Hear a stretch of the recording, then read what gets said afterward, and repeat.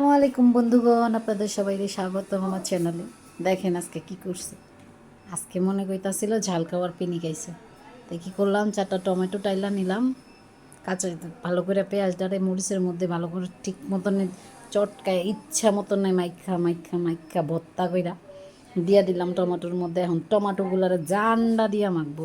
চটকাইতে চটকাইতে যখন পানি বেরিয়ে যাইব টমেটো থেকে, দেখেন জান্ডা দিয়া মাখছি।